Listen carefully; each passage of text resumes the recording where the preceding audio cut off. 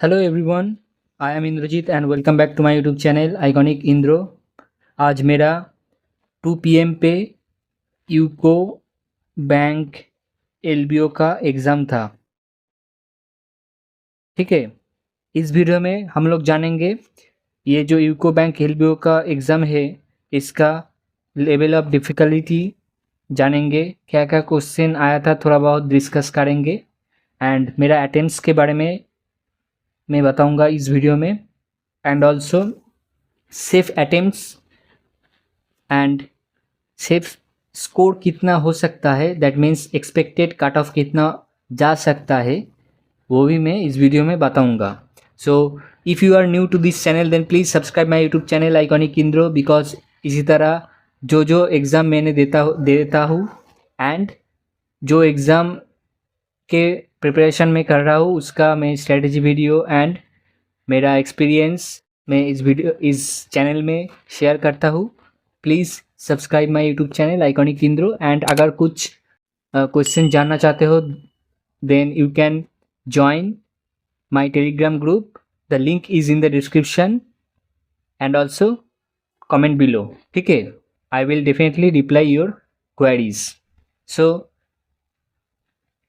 इसका exam level of difficulty अगर पूछा जाए तो ओवरऑल मैं बोलूँगा सब्जेक्ट वाइज बोलता हूँ। ठीक है, पहले ओपन हुआ था रीजनिंग।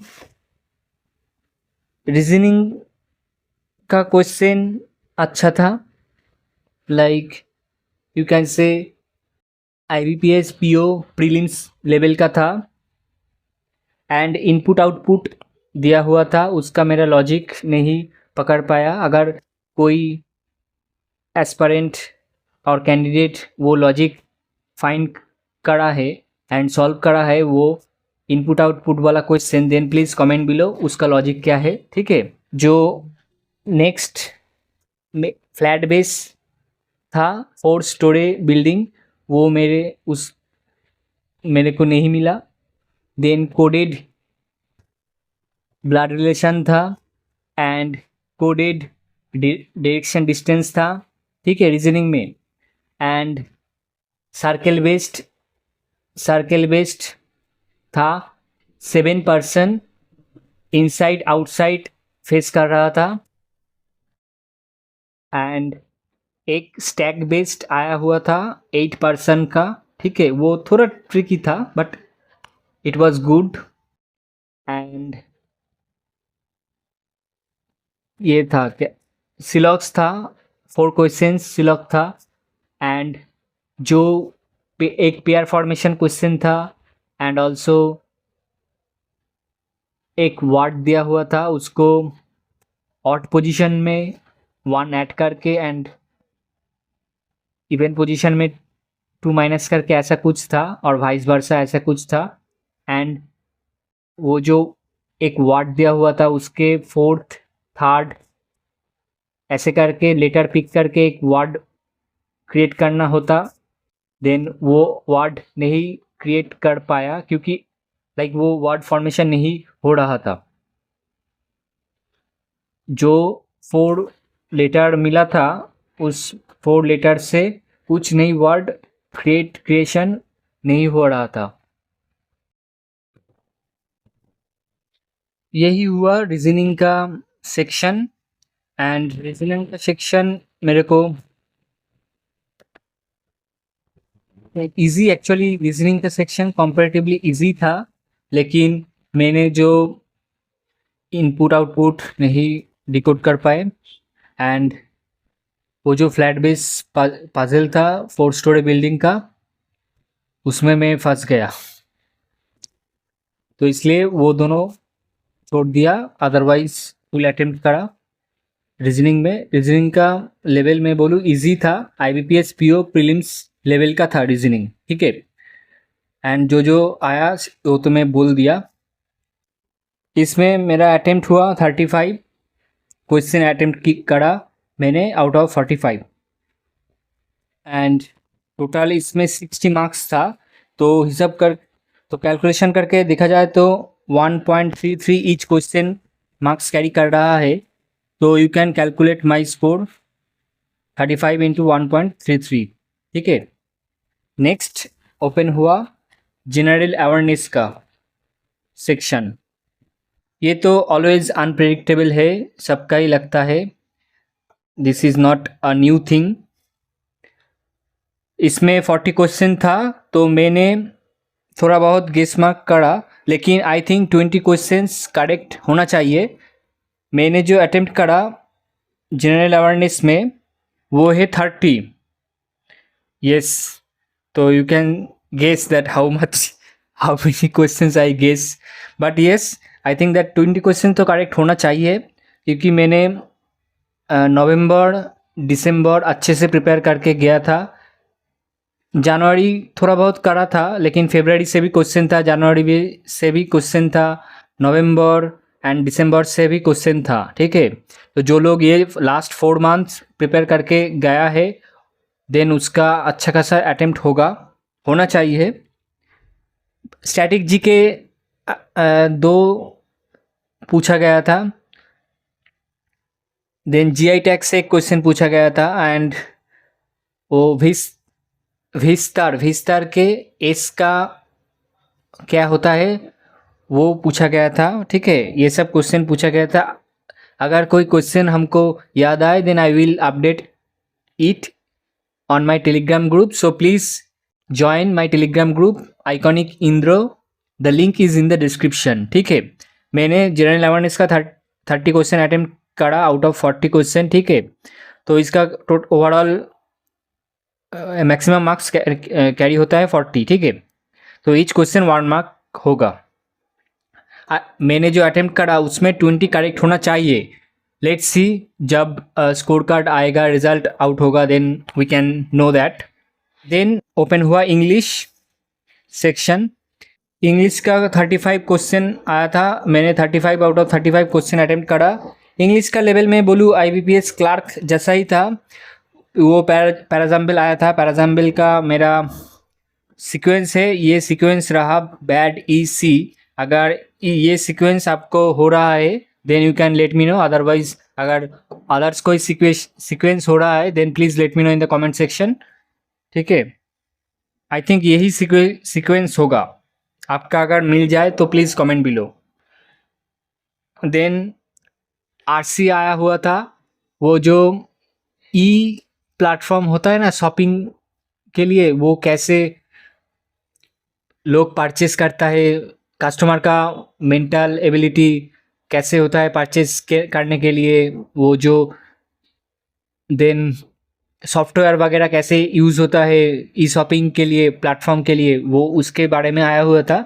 वो RC में बोलूँ डायरेक्ट क्वेश्चन नहीं था, एक क्वेश्चन डायरेक्ट था, और बाकी सब आपको कॉम्प्रिहेंशन करके आंसर देना पड़ता था। दैट मीन्स आपको चूज़ करना पड़ता था, जैसे RC होता है जनरली LBO लेवल का।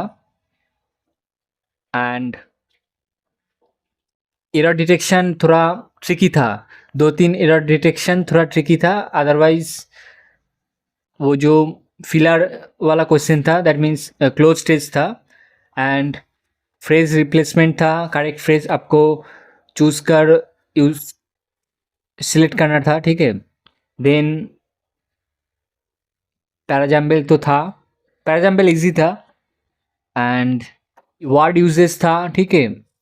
मैंने वर्ड याद नहीं कर रहा, I can't remember right now any word. If I remember then I will update it on my Telegram group, so please join my Telegram group, the link is in the description. English का attempt मैंने full attempt करा 35 out of 35, and I think maximum marks 40 था, तो each question 1.142 ऐसे करके carry कर रहा है। Then you can calculate my score. And last आया था क्वांट का, दैट इज़ डेटा एनालिसिस। जो लेवल था reasoning, general awareness and English का, सब लेवल से बहुत बहुत ऊपर था ये quant section. It was, I think it was tough, definitely tough, क्योंकि मैंने जो एस्पायरेंट से बात करा आफ्टर एग्जामिनेशंस, वो लोग भी, उसका अटेम्प्ट भी थोड़ा कम हुआ। एंड क्वांट का लेवल मैं बोलूँ SBI PO जैसा था, SBI PO प्रीलिम्स से थोड़ा ऊपर था आई कैन से। एंड उसमें 3 DI आया हुआ था, DI का बहुत कैलकुलेटिव था। लास्ट DI तो मैंने छोड़ ही दिया, वो डिकोड ही नहीं कर पाया था उस टाइम पे। मिसिंग नंबर सीरीज़ आया हुआ था, एक मिसिंग नंबर सीरीज मैंने पैटर्न नहीं ढूंढ पाया तो इसलिए मैंने छोड़ दिया। एंड एरिथमेटिक आया हुआ था, लगभग 10 क्वेश्चंस एरिथमेटिक था, अच्छे लेवल का था एरिथमेटिक, लाइक PO प्रीलिम्स जैसा ही था। एंड थोड़ा 4-5 क्वेश्चन तो एरिथमेटिक का 4-5 क्वेश्चन PO प्रीलिम्स लेवल से भी ऊपर था, वो अक्सर नहीं देखा जाता। But UCO bank, I can say that Indian bank, union bank के LBO से बहुत ऊपर यूको बैंक का लेवल था, यूको बैंक LBO का एग्ज़ाम का। ठीक है, क्वांट मेरा अटेम्प्ट ओनली मैंने 17 अटेम्प्ट करा आउट ऑफ 35, क्योंकि क्वांट सेक्शन मेरे को वेरी टफ लगा। एंड अदर्स मैंने कैंडिडेट को पूछा आफ्टर एग्जामिनेशन, तो वो लोग भी अटेम्प्ट बहुत कम करे, कुछ 25, 28 ऐसे करके अटेम्प्ट करा। तो यही रहा ओवरऑल यूको बैंक LBO का exam analysis, self given analysis. Quant का आई थिंक मैक्सिमम मार्क्स है 60, तो ईच क्वेश्चन 1.714 करके कैरी कर रहा है, तो you can calculate my score overall. And अगर देखा जाए तो सेफ अटेम्प्ट इसमें जो 200 होता है मार्क्स, इसमें डिस्क्रिप्टिव नहीं हुआ, तो पहले से ही आप लोग जानते हो। तो यूको बैंक का जो 200 मार्क्स टोटल स्कोर है, उसमें अगर सेफ स्कोर बताया जाए तो यू कैन से 130 से 140। अगर आपके स्कोर इसके बीच में है then you can please prepare for interview. ठीक है, 130 to 140 आई थिंक ये स्कोर सेफ स्कोर माना जाए। एंड मैंने तो त्रिपुरा से अटेम्प्ट करा क्योंकि वेस्ट बंगाल से कोई वैकेंसी नहीं है, लेट्स सी। बट त्रिपुरा का कट ऑफ कितना जाए, it will depend definitely on the state. And ये यूको बैंक LBO का एग्ज़ाम तो पहली बार हुआ है, तो let's see. I think that 130 से 140 सेफ स्कोर रहेगा, स्कोर में बता रहा हूँ आउट ऑफ 200। अगर इसके ऊपर जाए तो that will the possibility of in going up from this range, it is very difficult and it is very rare, it would be very rarest case. ठीक है, अदरवाइज 130 से 140 होगा ही होगा, क्योंकि GS सेक्शन मॉडरेट था ये सबको लगता है। एंड ऑल्सो क्वांट भी इस बार मॉडरेट लगा सबको। ठीक है, तो इसलिए मैं बता रहा हूँ कि 130 से 140 सेफ स्कोर रहेगा। अगर आपका कितना अटेम्प्ट हुआ, कितना क्वेश्चन अटेम्प्ट हुआ, कितना स्कोर हो सकता है, प्लीज़ कमेंट बिलो। ठीक है, मैं भी जानना चाहता हूँ। एंड आपका कोई क्वेश्चन अटक गया है तो देन प्लीज़ कमेंट बिलो, और you can send me on my Telegram group, the link is in the description, so I can reply. यही रहा overall self given analysis of UCO bank LBO का। तो देखते हैं। और हाँ, रिज़ल्ट, अगर रिज़ल्ट के बारे में पूछा जाए तो कब आउट होगा, February 24 को एग्ज़ाम हुआ।